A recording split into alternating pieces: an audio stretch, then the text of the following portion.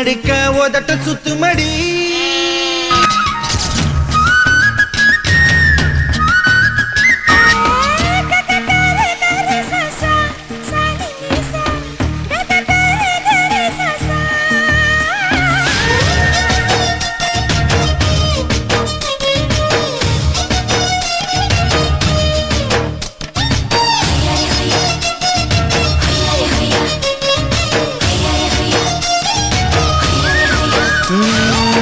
ஆத்துக்குள்ள நீ குளிச்சா அங்க உள்ள மீன் எல்லாம் மீசையத்தான் சுத்திக்கிட்டு அலையுதடி.